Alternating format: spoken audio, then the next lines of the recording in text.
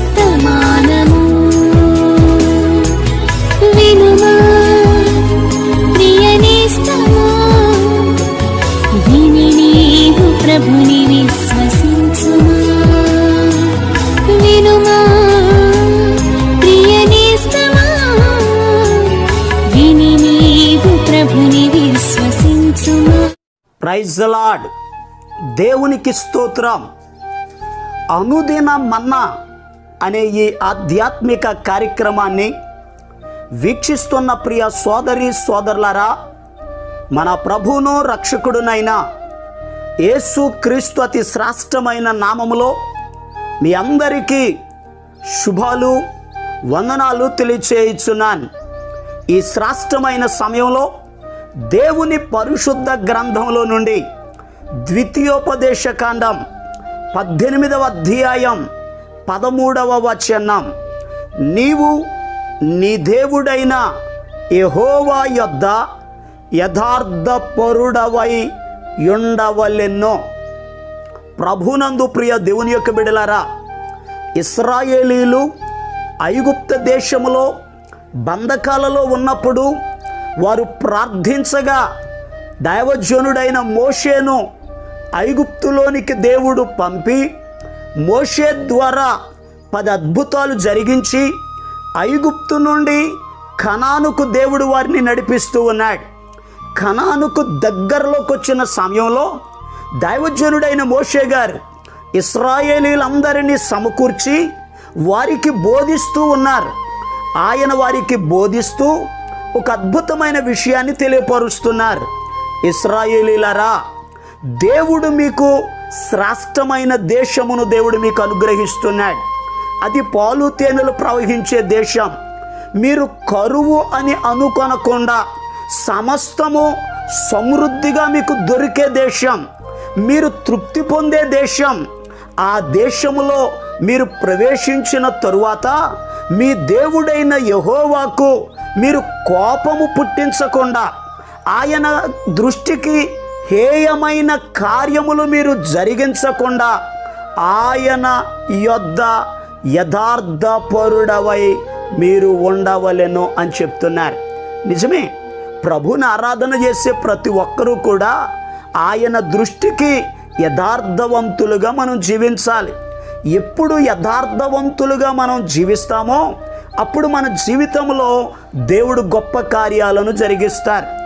ఎందుకనగా కీర్తనల గ్రంథం 84వ కీర్తన 11వ వచనములో కొరహు కుమారులు అంటారు, యథార్థముగా ప్రవర్తించు వారికి ఆయన ఏ మేలు చేయక మానడు అని అంటున్నారు. నిజమే ప్రియ దేవుని బిడ్డలారా, యథార్థవంతులకు ఆయన మేలు కలుగజేస్తాడు. యథార్థవంతుల ఎడల ఆయన గొప్ప కార్యాలు జరిగిస్తాడు. పరిశుద్ధ గ్రంథంలో అనేక మంది భక్తులు దేవుని దృష్టికి యథార్థముగా ప్రవర్తించి దేవుని ద్వారా వారు గొప్ప కార్యాలను చూశారు. దేవుడు వారి జీవితంలో అనేక ఆశ్చర్య కార్యములు జరిగించారు. ఈ శ్రేష్టమైన సమయంలో ఒక వ్యక్తి దేవుని దృష్టికి యథార్థపరుడుగా ఉంటే అతని జీవితంలో దేవుడు చేసే మేలేమిటో పరిశుద్ధ గ్రంథంలో నుండి కొన్ని విషయాలను మనం నేర్చుకుందాం. చూడండి, మీ పరిశుద్ధ గ్రంథాలు తెరిచి యోబు గ్రంథం 8వ అధ్యాయం 6వ వచనం, నీవు పవిత్రుడవై యథార్థవంతుడవైన ఎడల నిశ్చయముగా ఆయన నీ యందు శ్రద్ధ నిలిపి నీ నీతికి తగినట్లుగా నీ నివాస స్థలమును వర్ధిల్ల చేయును. ప్రభునందు ప్రియ దేవుని బిడ్డలారా, మనం యథార్థపరులుగా ఉన్నప్పుడు దేవుడు నిశ్చయముగా మన ఎడల శ్రద్ధ నిలుపుతారు. అయ్యా, ఎందుకు మన ఎడల ఆయన శ్రద్ధ నిలుపుతున్నారు అని అంటే, మనలను, మన బిడలను, మన గృహమును ఆయన వర్ధిల్ల చేయుటకు ఆయన శ్రద్ధ నిలుపుతున్నారు. వాక్యంలో రాయబడి ఉంది, సామెతల గ్రంథం 2వ అధ్యాయం 7వ వచనంలో రాయబడి ఉంది, ఆయన యథార్థవంతులను వర్ధిల్ల చేయును. సామెతల గ్రంథం 14వ అధ్యాయం 11వ వచనంలో కూడా రాయబడి ఉంది, యథార్థవంతుల గుడారము వర్ధిల్లును అని వాక్యం చెప్తుంది. ప్రియ దేవుని బిడ్డలారా, దేవుడు మన ఎడల శ్రద్ధ నిలపాలి. దేవుడు మన గృహాన్ని ఆశీర్వదించాలి. దేవుడు మన బిడ్డలను వర్ధిల్ల చేయాలి. మన బిడ్డలు ప్రయోజకులు అవ్వాలి అని అంటే మనము మన బిడ్డలు యథార్థవంతులుగా జీవించాలి. పరిశుద్ధ గ్రంథంలో యోబు అనే ఒక మనుషుడు ఉన్నాడు. దేవుడు ఆయనను ఆశీర్వదించాడు. గొర్రెలను, ఒంటెలను, గాడిదలను, ఎద్దులను, బహుమంది పనివారిని, ఆ తూర్పు దిక్కున నివాసం ఉంటున్నటువంటి ప్రజలందరిలో కూడా యోబు గొప్పవాడు అని వాక్యం చెప్తుంది. అంత గొప్పవాడు ఎలాగయ్యాడు? వాక్యంలో రాయబడిన మాట, యోబు యథార్థవంతుడు, న్యాయవంతుడు, చెడుతనమును విసర్జించిన వాడు, దేవుని యందు భయభక్తులు కలిగిన వాడు. ప్రియ దేవుని బిడ్డలారా, యోబు గారు యథార్థవంతుడు గనుకనే యోబు గృహము పట్ల దేవుడు శ్రద్ధ నిలిపాడు, శ్రద్ధ తీసుకున్నాడు. యోబు గృహాన్ని ఆశీర్వదించాడు, అతనికి కావలసినవన్నీ అనుగ్రహించాడు. అపవాది వెళ్ళి యోబును, అతని ఆస్తిని, అతని బిడలను పాడు చేయకుండా యోబు ఇంటి చుట్టూ కంచెను వేశాడు, ఆశీర్వదించాడు, సంతానాన్ని ఇచ్చాడు, వర్ధిల్ల చేశాడు, కంచెను కూడా వేశాడు. ఎందుకో తెలిసి ఇవన్నీ చేయడానికి యోబు పట్ల దేవుడు శ్రద్ధను నిలిపాడు. ఈరోజు ప్రియ దేవుని బిడ్డలారా, మీ కుటుంబాల పక్షంగా కూడా దేవుడు శ్రద్ధ నిలపాలి, మిమ్మల్ని ఆశీర్వదించాలి, నిశ్చయముగా ఉన్నత స్థితిలో నిలబెట్టాలి అని అడిగితే యథార్థవంతులుగా జీవించాలి. యథార్థవంతులకు వచ్చే మొదటి మేలేమిటి అని అడిగితే దేవుడు శ్రద్ధ నిలిపి గుడారమును వర్ధిల్ల చేస్తాడు. చూడండి, మరొక విషయాన్ని ధ్యానం చేద్దాం.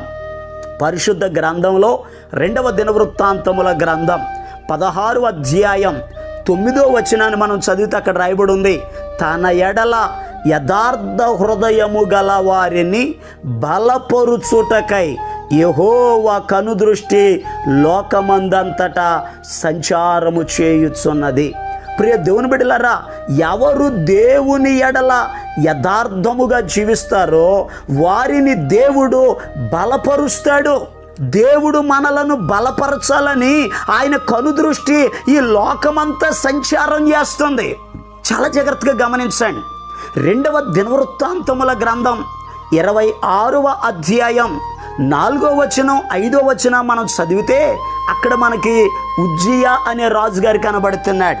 అక్కడ రాయబడి ఉన్న మాట, అతడు తన తండ్రి అయిన అమజ్యా చర్య అంతటి ప్రకారము యెహోవా దృష్టికి యథార్థముగా ప్రవర్తించెను. దేవుని ప్రత్యక్షత విషయమందు తెలివి కలిగిన జకర్యా దినములలో అతడు దేవుని ఆశ్రయించెను. అతడు యెహోవాను ఆశ్రయించినంత కాలము దేవుడు అతన్ని వర్ధిల్ల చేసెను. ఉజ్జియా అతి చిన్న వయసులో ఆయన సింహాసనం మీద కూర్చున్నాడు. 16 ఏండ్ల వయసులో అతడు రాజు అయ్యాడు. 52 సంవత్సరాలు అతడు యూదా ప్రజలను పరిపాలన చేశాడు. 16 ఏండ్ల వయసులో రాజ్య పరిపాలనలోకి వచ్చినప్పుడు ఉజ్జియాను బలపరిచింది ఎవరు అని అడిగితే దేవుడే. వాక్యంలో రాయబడి ఉంది, అతనికి దేవుడు అత్యధికమైన సహాయం చేశాడట. ఒక గొప్ప పేరు కలిగేటట్లుగా దేవుడు ఆయనని బలపరిచాడు. ఎందుకు అని అడిగితే 4వ వచనంలో రాయబడిన మాట, ఉజ్జియా యెహోవా దృష్టికి యథార్థముగా ప్రవర్తించెను. యథార్థంగా ఎవరైతే ప్రవర్తిస్తారో దేవుడు వారిని బలపరుస్తాడు. ఈ ఉజ్జియా కుమారుడు ఆమోను అనేటటువంటి వ్యక్తి అదే 2వ దినవృత్తాంతముల గ్రంథం 27వ అధ్యాయం 6వ వచనాన్ని మనం చదివితే అక్కడ ఈ రీతిగా రాయబడి ఉంది, ఇలాగున ఏతాము తన దేవుడైన యెహోవా దృష్టికి యథార్థముగా ప్రవర్తించి బలపరచబడెను. ఇతడు కూడా బలపరచబడ్డాడు, స్థిరపరచబడ్డాడు. ఎందుకనగా అమోనీయుల మీద యుద్ధానికి వెళ్ళి అమోనీయులను జయించాడు. ఇతడు కూడా తన రాజ్య పరిపాలనలో బలాన్ని పొందుకోవడానికి, స్థిరపడడానికి కారణం ఏమిటేనని అడిగితే ఇతడు యెహోవా దృష్టికి యథార్థముగా ప్రవర్తించాను. ప్రియ దేవుని బిడ్డలారా, నీ జీవితంలో కూడా నేను బలాన్ని పొందుకోవాలి, నేను స్థిరపరచబడాలి, నేను చేసే వ్యాపారంలో, నా కుటుంబ విషయంలో నా బిడ్డలు కూడా బలపరచబడాలి అని ఆశపడుతున్నావు, మంచిదే. దేవుని దృష్టికి యథార్థముగా ప్రవర్తిస్తే దేవుడు నిన్ను బలపరుస్తాడు. మరి ఇంకొక విషయాన్ని జాగ్రత్తగా ధ్యానం చేద్దాం. సామెతల గ్రంథం 3వ అధ్యాయం 32వ వచనంలో రాయబడి ఉంది, కుటిల వర్తనుడు యెహోవాకు అసహ్యుడు, యథార్థవంతులకు ఆయన తోడుగా ఉండును. ప్రియ దేవుని బిడ్డలారా, యథార్థవంతులకు దేవుడు తోడుగా ఉంటాడు. అంత మాత్రమే కాదు, పరిశుద్ధ గ్రంథంలో యథార్థవంతులంటే ఆయనకి ఇష్టలు అని రాయబడి ఉంది. సామెతల గ్రంథం 11వ అధ్యాయం 20వ వచనంలో కీర్తనాకారుడు అంటారు, 11వ కీర్తన 7వ వచనంలో యథార్థవంతులు ఆయన ముఖ దర్శనమును చేస్తారు అని పరిశుద్ధ గ్రంథంలో రాయబడి ఉంది. కనుక ఈరోజు ఈ మాటలు వింటున్న ప్రియ దేవుని బిడ్డలారా, యథార్థవంతులుగా జీవించండి. మీరు యథార్థవంతులుగా బ్రతికితే దేవుడు మీ జీవితంలో అనేక మేలులు కలుగజేస్తాడు. మీ కుటుంబాన్ని వర్ధల చేస్తాడు, మీ కుటుంబాన్ని బలపరుస్తాడు, మీ కుటుంబానికి తోడుగా ఉంటాడు. మీ కుటుంబీకులు దేవుని ముఖ దర్శనం చేస్తారు, మీ కుటుంబము దేవునికి ఇష్టలుగా ఉంటారు. ప్రభు రాకడ అతి సమీపంగా ఉన్న దినాల్లో ఉన్నాం. ఆయనకి ఇష్టలుగా బ్రతికి ఆయన ఇచ్చే ఆశీర్వాదాలు పొందుకొని ఆయన రాకడలో ఎత్తబడదాం. ప్రభు ఈ మాటలను మన వినికిడిలో ఆశీర్వదించునుగాక. ఆమేన్. ప్రార్థన చేస్తాను. తలలు వంచండి, కళ్ళు మూసుకోనండి, ప్రార్థనలు ఏకీభవించండి. మహాపరిశుద్ధుడును ప్రేమ కలిగిన మా పరమ తండ్రి, నీకు వందనాలయ్యా. అయ్యా, ఈ శ్రేష్టమైన సమయంలో నీ బిడ్డల కొరకు ప్రార్థన చేస్తున్నాను. దీవించండి, ఆశీర్వదించండి.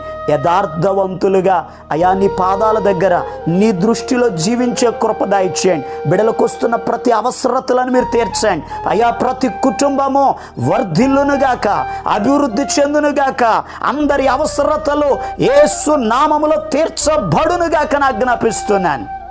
నీ బిడ్డలు చేసే పనులలో, ప్రయాణాలలో, అయా వ్యాపారాలలో, చేతి పనులలో నీ సహాయమును దయచేయండి. చదువుకుంటున్న బిడ్డలను మీరు దీవించండి అయ్యా.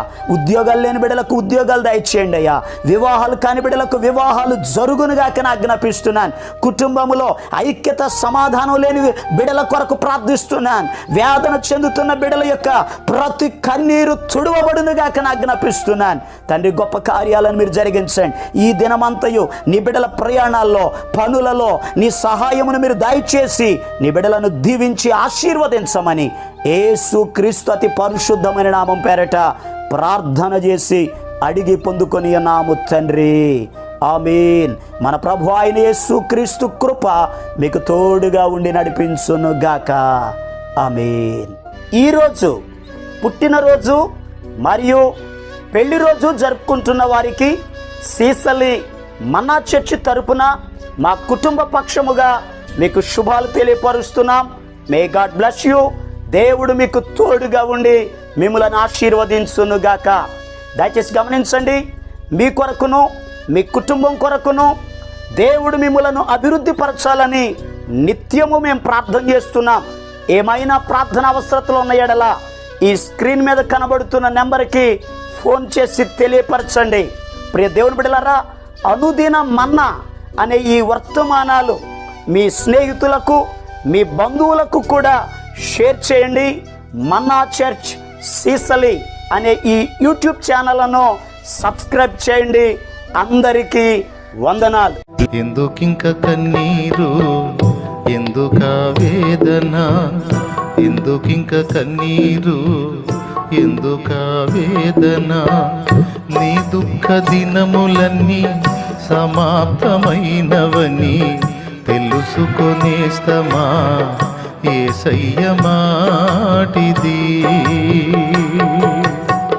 నీ దుఃఖ దినములన్నీ సమాప్తమైనవని తెలుసుకొనేస్తమా యేసయ్య మాటిది. ఎందుకింక కన్నీరు, ఎందుక వేదన.